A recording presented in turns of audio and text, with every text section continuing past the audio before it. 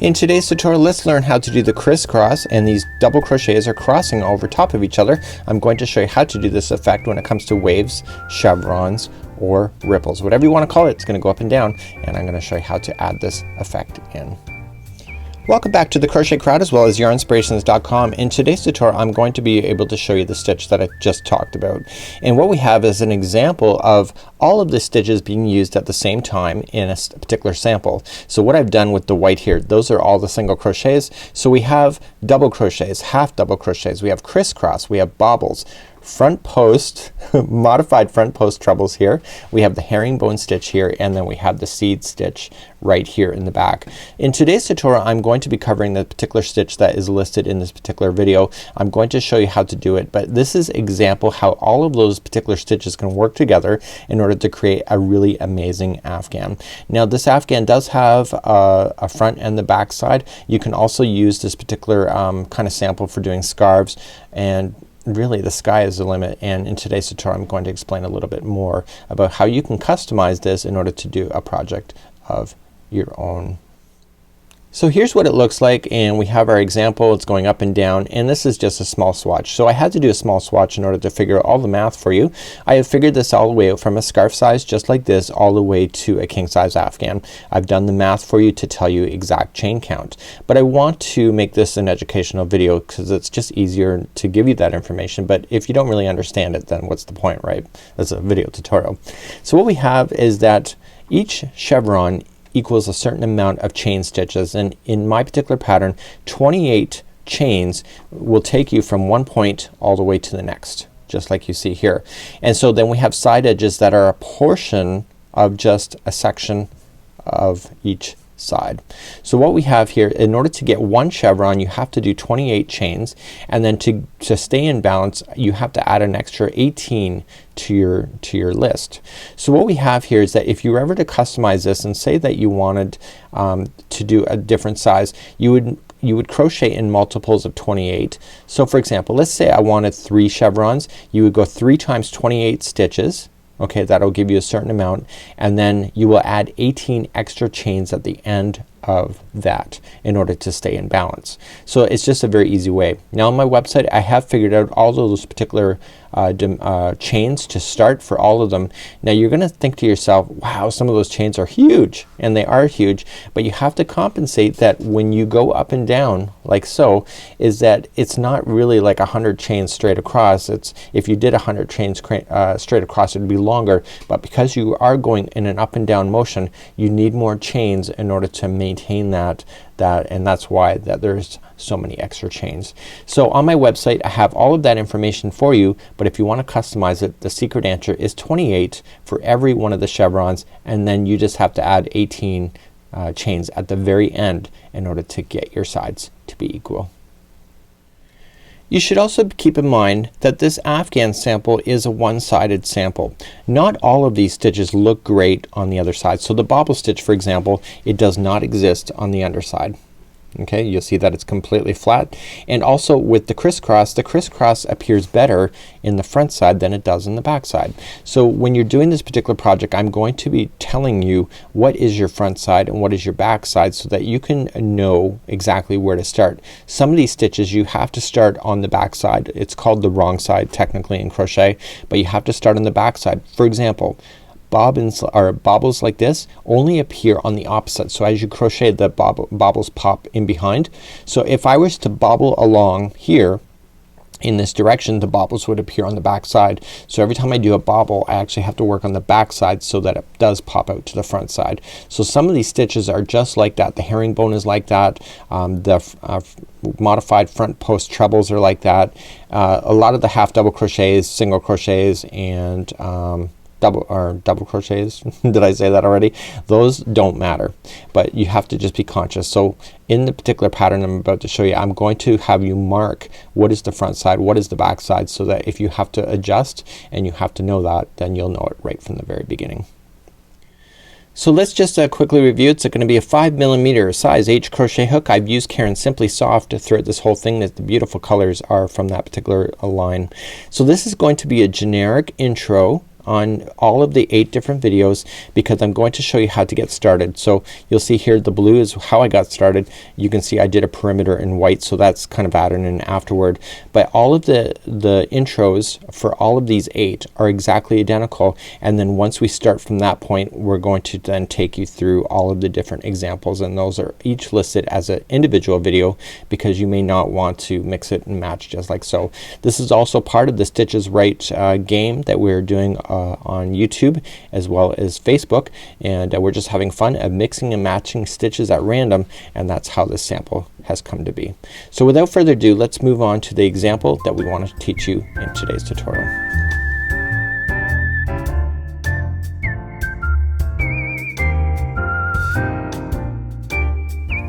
So let's get started. We're going to get you to do the first layer, and it'll be the chain, plus we will also start then the double crochets, and then from this point then forward we then move on to the example that is listed within today's tutorial.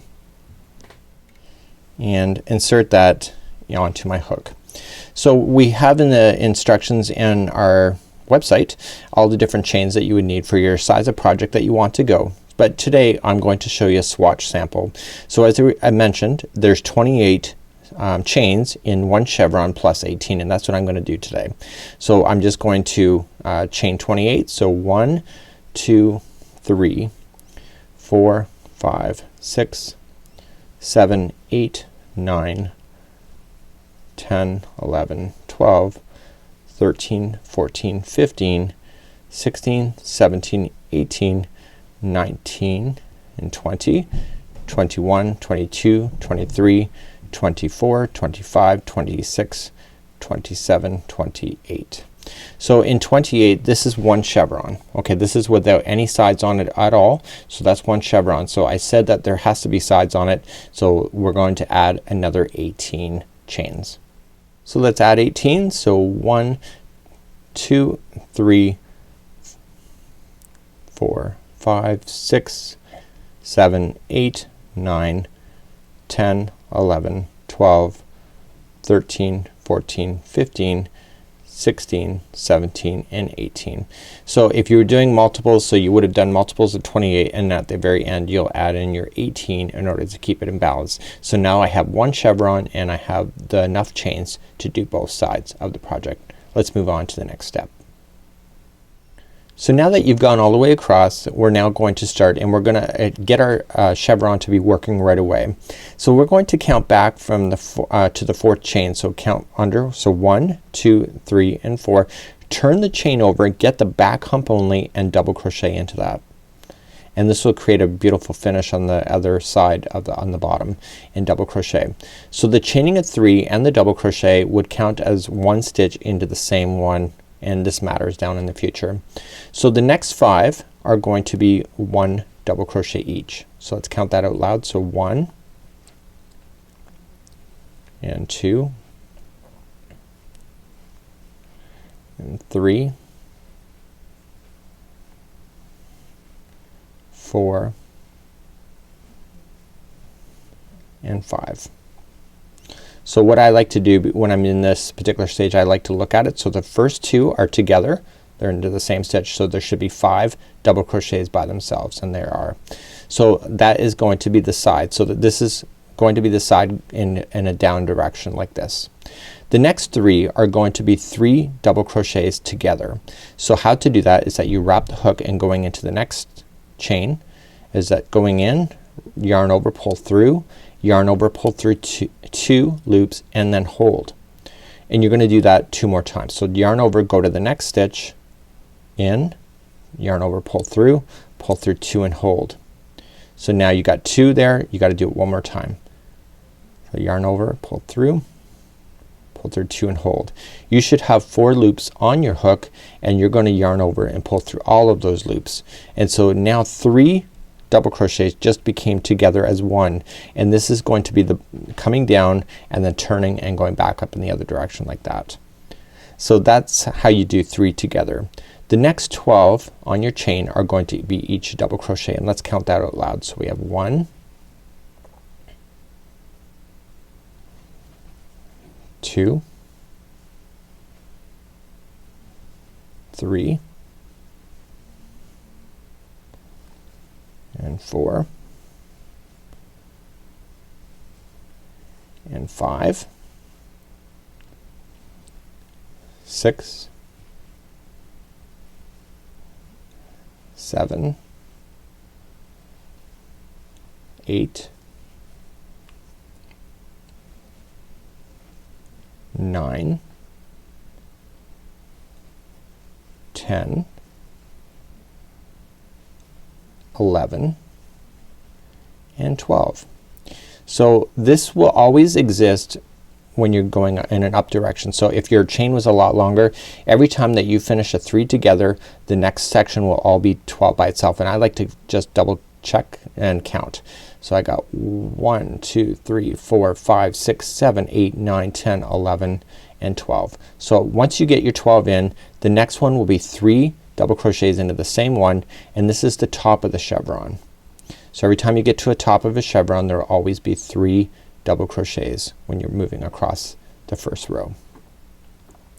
So every time you're gonna move in the down direction now until you get to the other side, is that there will be 12 double crochets by themselves. So we went up on the other side with 12 going up, but now you're gonna go 12 going down. So that was 2, 3,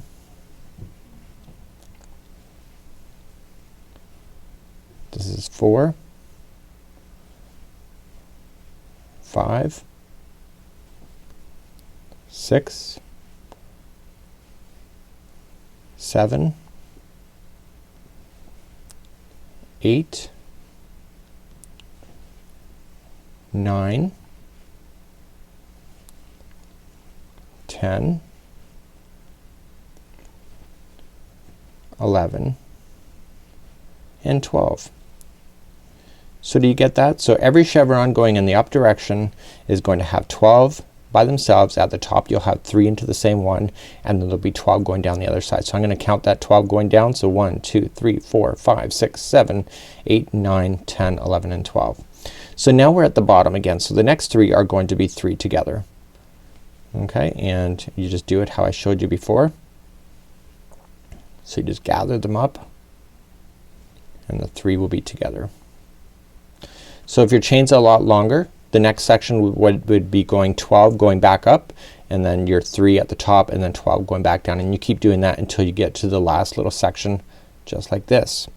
So what you're going to do then in the final here is that the next 5 will be 1 double crochet each. So 1, 2, 3, 4, and 5, and this will leave you with 1 extra stitch which you're supposed to have, and the final that you have will have 2 double crochets in it.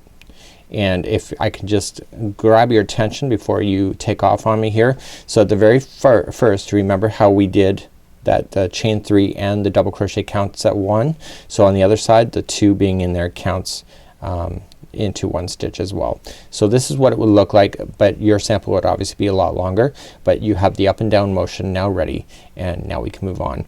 But before we move on, what I want you to do is that I want you to grab a spare piece of yarn, and that spare piece of yarn is going to act as a stitch marker.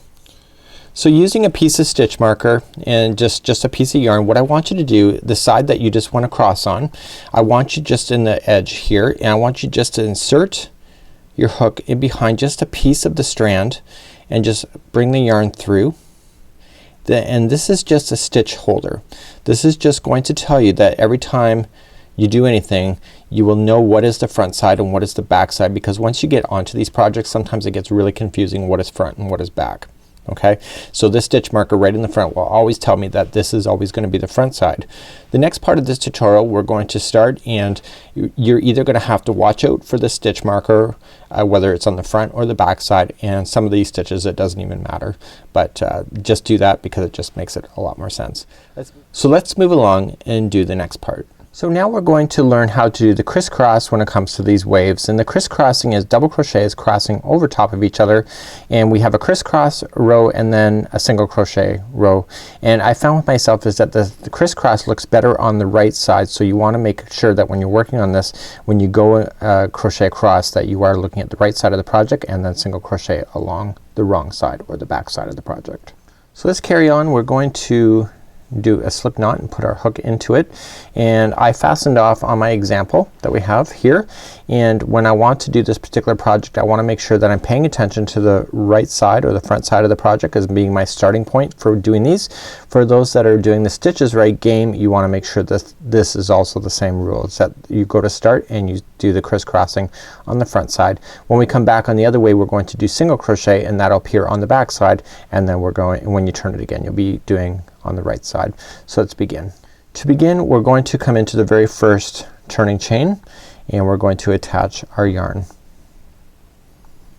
Pull through, and then I want you to chain 3. 1, 2, 3. And this is where you need to pay attention the most. Okay, so all of the other chevrons that we've done so far in the collection, we've always put 2 crochets or any kind of stitches in the first one. There still will be 2, but you have to watch exactly what we're gonna do. Now in the sides here is that there's going to be 3 crisscrossing before we get to the base, and then when we get to the going up the big slant and down the big slant, there's gonna be a total of 6. So watch what's gonna happen. We're going to crochet and double crochet into the next stitch available to you. Okay, and we need to do the crisscross. So this is the first part of the crisscross. So when we go to do crisscross, when we do this, is that we have to go back into the same stitch of the very first one here. So we just yarn over and turn the project kind of downward and get that very first stitch. First one is always awkward. I'm not going to deny that to you. And you're going to, I'm going to try that again. So I really kind of want to leave in that. I just want you to see that the first one is kind of difficult. So just bending it over and getting it from the back and double crocheting. So the first one you did, you can see a crisscross over the front, and the other one is crisscrossing in the back. So to do the next stitch available, you skip the next one and go to the second one over and double crochet, and then this time you go to the one that you skipped over. So just come back. Okay, so what I want to explain to you is, remember how I just said that in other ones we always had 2 crochets right in the front? Because we jumped to the first one first, when we came back, this second one that you see is actually the second one of the side. Okay, so just don't let that fool you.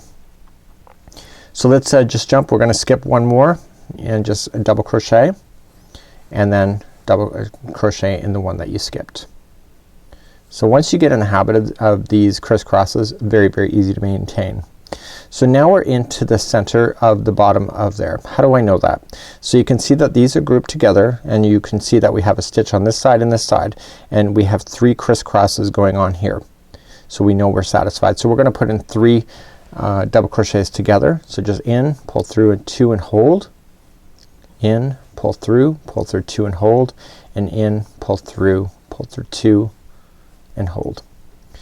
Okay, and now we're gonna yarn over and pull through all of it and then begin. So we're gonna work our way up. Okay, so the very first one, we're gonna skip the first stitch and go to the second for a double crochet, and then we're gonna double crochet in the skipped stitch. So just bend it in front of you to get that, and so you got your first crisscross. So there's a total of 6. So skip the next one, double crochet in the one, next one for that, and then come back and double crochet the one you skipped. Okay, so continue to do that all the way going up. There's a total of 6 of them, and there is 12 empty stitches. So when you think about it, if there's 6 crisscrosses and each one take up 2, there's where you get your magic number of 12.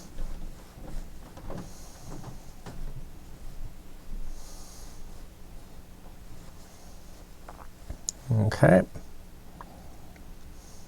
so just working my way up. I'm really kind of looking for the counts to be here. So I got 1, 2, 3, 4, 5. This is my 6th one, and I'm on the top. So how do I know I'm on the top? Let's just take a quick look. So I'm on the top because these ones here are grouped. Okay, this 12th one 12th stitch was a crisscross and is in the first one of the 3. The middle one is empty, which is my next one, and there's gonna be 3 double crochets in that one. So 1, 2 and 3, just like that. And now we're gonna come down the other side. So like there was 6 crisscrossing going up in the one side, there's going to be 6 coming down. So we skip the first one, go to the second one for a double crochet, and then double crochet in the one you skipped. So just bend it in front of you. Doing these crisscrosses are really not a big deal. I've actually done a men's sweater. I don't even think I've ever shown anybody at my men's sweater. I never did finish it. One of those work in progress, but it looked amazing. The crisscross stitch with a single crochet in between looks absolutely stellar. A lot of texture without a lot of effort, and I like it for that. It's the reason why we put in the single crochets in between the crisscrossing. So coming all the way down. So in the other tutorials you see me count up and count down. This time I'm just looking for my group of 6. So I got 1, 2, 3, 4 and 5, and I got one more crisscross left, and I'm on the base. Okay, so now I'm at the base, and I can tell I'm at the base. See how these are grouped together? So there's that one, so there's the empty, empty and empty. Just bring them together. So if you're going to carry on all the way across your project, if it's bigger than this scarf size, then you're just gonna go up and you're gonna do your 6 going back up the hill. You do your middle of your 3 double crochets in the middle, and then 6 crisscrosses down the hill. When you get to the other side and you're hitting an edge, so you're just gonna skip the first one, and there is a total of 3 crisscrosses before the very edge. And I really want to show you the edge one because you might get confused on it. So that was 1 of 3. This is 2 of 3.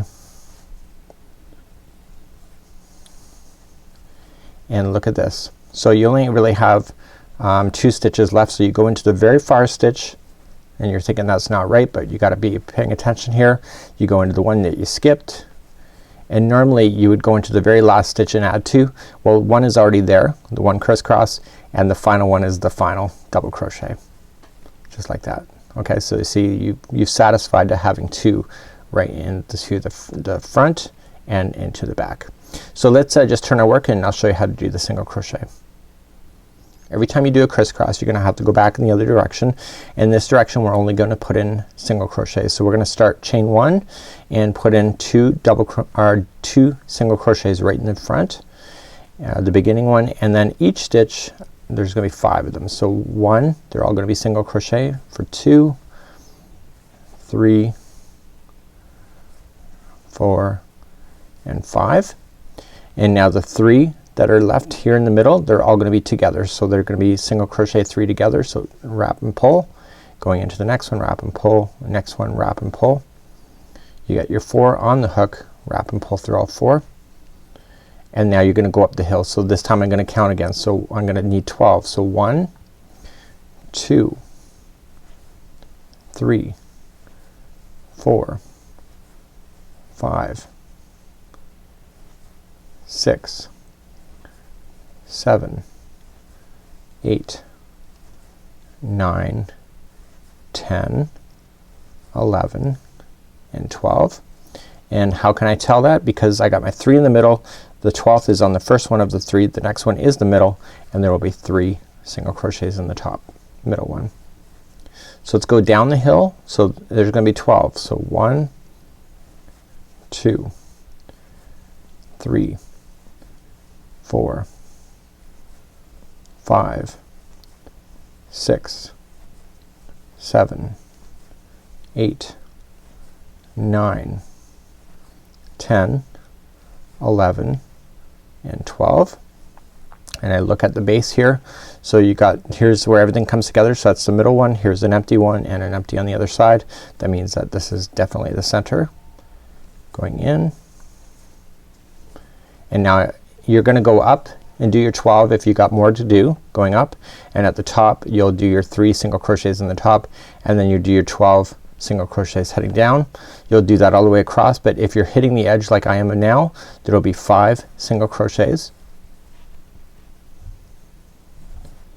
So 1, 2, 3, 4, and watch this one that's on the edge. This is 5, and then your turning chain you'll have 2.